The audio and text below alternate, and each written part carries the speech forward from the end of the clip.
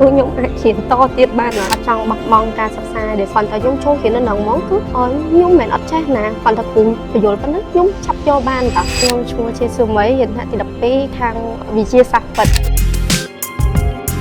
គ្រូសាស្ត្រខ្ញុំគឺតាំងឲ្យខ្ញុំនឹងឈប់រៀនហ្មងណាគឺថាបងប្អូនខ្ញុំវាមាន4នាក់ហើយគេនឹងសិតអ្នកចេះហ្មងមានតែខ្ញុំឯងគឺរៀនអត់សូវចេះជាងគេអញ្ចឹងទៅណាមួយគ្រូសាស្ត្រខ្ញុំនឹងមានបញ្ហារឿងថវិកាអីចឹងដែរអញ្ចឹងទៅក៏គាត់ចង់ឲ្យខ្ញុំនឹងផ្អាករៀនអញ្ចឹងណាថាជួយគ្រូសាស្ត្រអីចឹងសិនទៅតែហើយខ្ញុំក៏ប្រាប់គាត់ថាចេះថាខ្ញុំអត់ចង់បោះបង់ការសិក្សាដោយសារកាលមុនហ្នឹង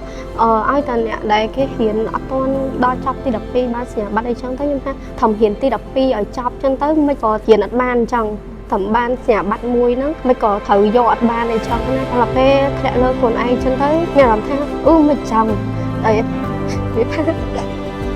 មិនខំតែចប់ទី2ហ្នឹងគឺវាបានចប់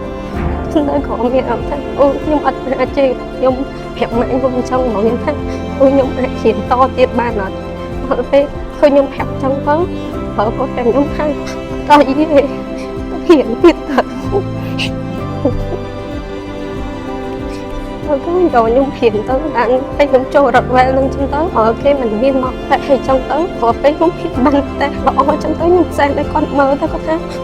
មានអីខំហ៊ានទៀតអីចឹងតែគាត់មានដល់ថាគាត់ហើយខ្ញុំហ៊ានដល់ចឹងទៅខ្ញុំផ្លាស់ប្ដូរខ្លួនឯងកោហ៊ានសិក្សារបស់ខ្ញុំតាំងពីទៀបឡុកគាត់មករៀងទៀតកម្រិតរៀងឡើងចឹង